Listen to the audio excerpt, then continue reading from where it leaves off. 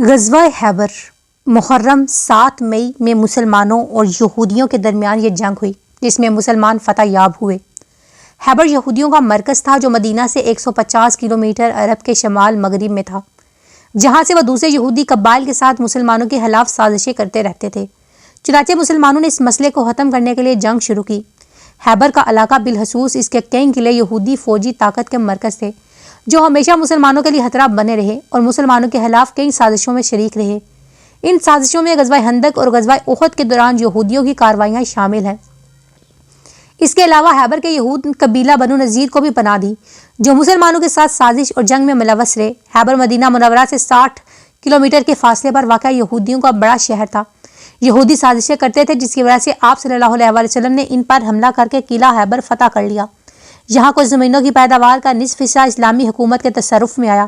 یہود کے تعلقات بنو قریظہ کے ساتھ بھی تھے جنہوں نے غزوہ خندق میں مسلمانوں سے عہد شکنی کرتے ہوئے انہیں سخت مشکل سے دوچار کر دیا تھا۔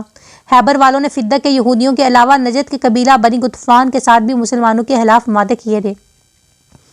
محرم 7 مئی میں حضرت محمد 1600 کی فوج کے ساتھ جن میں سے 100 کچھ سے زائد کچھ گھڑ سوار تھے خیبر کی جنگ کی نیت سے روانہ ہوئے اور 5 چھوٹے قلعے فتح کرنے کے بعد قلعہ خیبر کا محاصرہ کر لیا جو دشمن کا سب سے بڑا اور اہم قلعہ تھا۔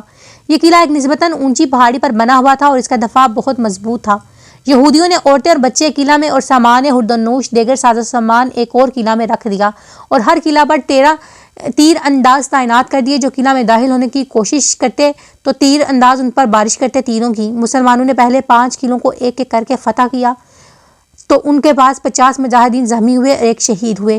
یہودی رات کی تاریکی میں ایک دوسرے قلعے سے اپنا مال و اسباب اور لوگوں کو منتقل کرتے۔ باقی 2 قلعوں میں قلعہ کا منہ سب سے بنیادی اور بڑا تھا اور ایک پہاڑی پر بنا ہوا تھا۔ نبی کریم نے باری باری حضرت ابوبکر، حضرت عمر اور حضرت سعد بن عبدہ رضی اللہ عنہ کی قیادت میں افواج اس قلعے کو فتح کرنے کے لیے بھیجی مگر مسلمان کامیاب نہ ہو سکے۔ پھر نبی کریم نے ارشاد فرمایا کہ کل میں اسے علم دوں گا جو اللہ اور اس کے رسول سے محبت کرتا ہے اور اللہ اور اس کا رسول اس سے محبت کرتے ہیں۔ وہ شکست کھانے والا اور بھاگنے والا نہیں ہے، خدا اس کے دونوں ہاتھوں سے فتح عطا کرے گا۔ یہ سن کر اصحاب خواہش کرنے لگے کہ یہ شہادت انہیں نصیب ہو۔ اگلے دن نبی کریم نے حضرت علی کو طلب کیا۔ صحابہ کرام نے بتایا کہ انہیں آشوب چشم ہے، لیکن جب حضرت علی کرم اللہ وجہہ آئے تو حضرت محمد نے اپنا لب دہن ان کی آنکھوں میں لگایا جس کے بعد تا زندگی انہیں کبھی آشوب چشم نہیں ہوا۔ حضرت علی کرم اللہ وجہہ قلعہ پر حملہ کرنے کے لیے پہنچے تو یہودیوں کے مشہور پہلوان مرحب کا بھائی مسلمانوں پر حملہ آور ہوا مگر حضرت علی نے اسے قتل کر دیا اور اس کے ساتھی بھاگے۔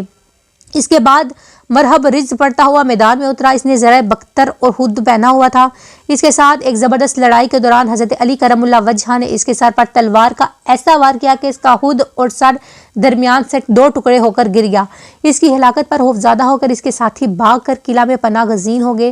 حضرت علی نے قلعہ کا دروازہ جو 20 آدمی کھولتے تھے اکھاڑ لیا اور اسے قلعہ کے دروازے کے سامنے والی خندق پر رکھ دیا تاکہ افواج گھڑ سواروں سمیت قلعہ میں داخل ہو سکے۔ اس فتح میں 93 یہودی ہلاک ہوئے۔